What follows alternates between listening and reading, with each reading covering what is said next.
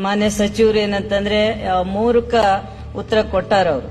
ಏನಂತಂದ್ರೆ ಅಕ್ರಮ ಮರಳಿಂದು ಮತ್ತೆ ಮಟ್ಕದ್ದು ಮತ್ತೆ ಇಸ್ಪೀಟ್ದು ಕಳ್ಳತನದ್ದು ನಾನು ಕೇಳಿದ್ದೆ. ಕಳ್ಳತನದ್ದು ಯಾಕೆ ಕೊಟ್ಟಿಲ್ಲ ಗೊತ್ತಿಲ್ಲ. ನಮ್ಮಲ್ಲಿ ಕೂಡ ನಮ್ಮ ಕ್ಷೇತ್ರದಲ್ಲಿ ಸಾಕಷ್ಟು ಕಳ್ಳತನ ಆಗಂತ ಪ್ರಕರಣಗಳು ಪೇಪರ್ದಲ್ಲಿ ಕೂಡ ಬಂದದ, ನಮ್ ಗಮನಕ್ಕೆ ಬಂದ ಸೌದಾಕ್ಷರಿ. ಆದ್ರೆ ಹಾಸ್ಪಿಟ್ಲಲ್ಲಿ ಆಡಗಲನೆ ಒಂದು ಡಯಾಲಿಸಿಸ್ ಮಿಷನ್ ಹೊತ್ಕೊಂಡು ಹೋದ್ರು. ಇವತ್ತಿಗೆ ಅದೇನಾಗ್ಯದ ಗೊತ್ತಿಲ್ಲ. ಟ್ರ್ಯಾಕ್ಟರ್ಗಳು ಕಳ್ಳತನ ಆಗ್ಯಾವ, ಬೈಕ್ಗಳು ಕಳ್ಳತನ ಆಗ್ಯಾವ, ಜನರು ದುಡ್ಡು ಕಳ್ಳತನ ಆಗ್ಯಾವ, ಎಲ್ಲ ಸಾಕಷ್ಟು ಕಳ್ಳತನ ಆಗಿದ್ದು ಪ್ರಕರಣಗಳು. ಅದು ಯಾಕೆ ಕೊಟ್ಟಿಲ್ಲ ಗೊತ್ತಿಲ್ಲ ಸಭಾಧ್ಯಕ್ಷರೇ. ಇನ್ನೊಂದು ಸಭಾಧ್ಯಕ್ಷರೇ, ಮರಳಿಂದು ಅಕ್ರಮ ಗಣಿಗಾರಿಕೆ ಬಗ್ಗೆ ನಾನು ಬಹಳ ನೋವಿನಿಂದ ಮಾತಾಡ್ತೀನಿ. ನಾನು ಶಾಸಕಳಾದ್ಮೇಲೆ ನನ್ನ ಕ್ಷೇತ್ರದಲ್ಲಿ ಅಕ್ರಮ ಚಟುವಟಿಕೆಗಳಿಗೆ ಕಡಿವಾಣ ಹಾಕ್ಬೇಕಂತೇಳಿ ಪ್ರಾಮಾಣಿಕವಾಗಿ ನಾನು ಹೋರಾಟ ಮಾಡ್ತಾ ಬಂದೀನಿ. ಆದ್ರೆ ಇವತ್ತಿಗೂ ಕೂಡ ಅದಕ್ಕೆ ಸಾಧ್ಯ ಆಗ್ತಾ ಇಲ್ಲ. ಯಾಕಂದ್ರೆ ಬಹಳ ಸರಳವಾಗಿ ನನಗ ಒಂದು ಪೇಜಿನಲ್ಲಿ ಮಾನ್ಯ ಸಚಿವರು ಪೊಲೀಸ್ ಅಧಿಕಾರಿಗಳು ಕೊಟ್ಟಂತ ಒಂದು ಮಾಹಿತಿಯನ್ನು ಕೊಟ್ಟಾರ. ಇದು ಸತ್ಯಕ್ಕೆ ಬಹಳ ದೂರವಾದಂತದ್ದು ಸಭಾಧ್ಯಕ್ಷರೇ. ಸಾಕಷ್ಟು ಪ್ರಕರಣಗಳೀಗ ಮರಳಿಂದು ನಾವು ಅಲ್ಲಿ ನಮ್ಮ ಕೃಷ್ಣಾ ನದಿಯಲ್ಲಿ ಸಾಕಷ್ಟು ಮರಳು ಟಿಪ್ಪರ್ಗಳು ಮತ್ತೆ ಇದೇನಂತಾರ ಜೆಸಿಪಿಗಳು ತುಂಬ್ತಾವ ರಾತ್ರಿ ಎಲ್ಲ.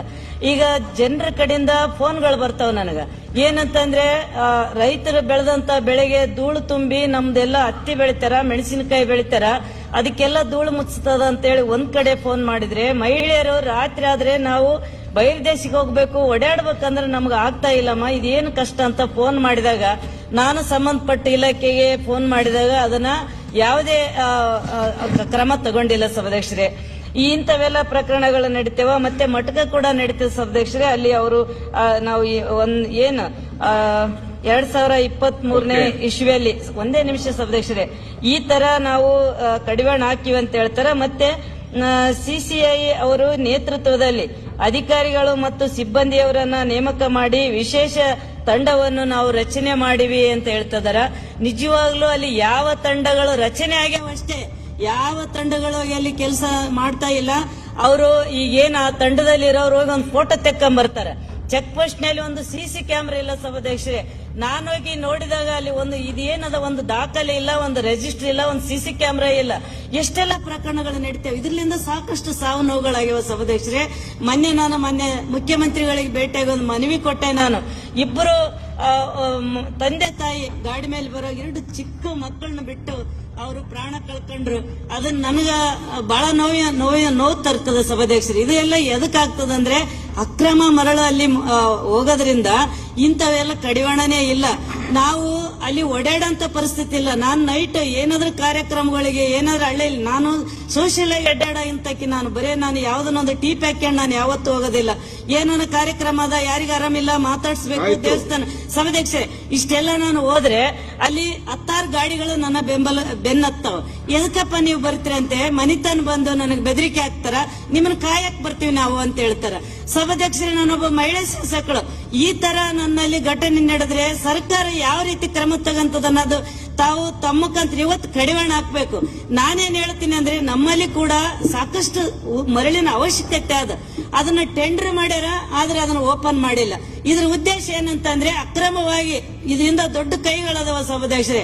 ಅಕ್ರಮವಾಗಿ ಹೋಗ್ಬೇಕು, ಅದಕ್ಕೆಲ್ಲ ಲಾಭ ಮಾಡ್ಕೋಬೇಕು. ಸರ್ಕಾರಕ್ಕೆ ರಾಜಧನ ಇಲ್ಲ, ಇನ್ನೊಂದಿಲ್ಲ. ನಮ್ಮಲ್ಲಿ ರೋಡ್ ಹಾಳಾಗ್ಯಾವ. ಅದ್ರಲಿಂದ ಏನಾಗ್ಯದ ಅಂತಂದ್ರೆ ಒಂದು ಬಸ್ ಉರುಳಿ ಬಿದ್ದು ಒಬ್ಬ ಕಾಂಟ್ರಾಕ್ಟರ್ ಸತ್ರು, ಮತ್ತೆ ಸಾಕಷ್ಟು ಮಕ್ಕಳಿಗೆಲ್ಲ ಕೈಕಾಲು ಮುರಿದು, ಇವೆಲ್ಲ ಸಾವು ನೋವುಗಳು ನನ್ನ ಕ್ಷೇತ್ರದಲ್ಲಿ ಆಗಿರೋದ್ರಿಂದ ದಯಮಾಡಿ ಇದಕ್ಕ ಕಡಿವಾಣ ಹಾಕಬೇಕು. ಮಾನ್ಯ ಸಚಿವರು ಕೊಟ್ಟಂತ ಉತ್ತರ ನಿಜವಾಗ್ಲೂ ನನಗೆ ಸಮಾಧಾನ ಇಲ್ಲ.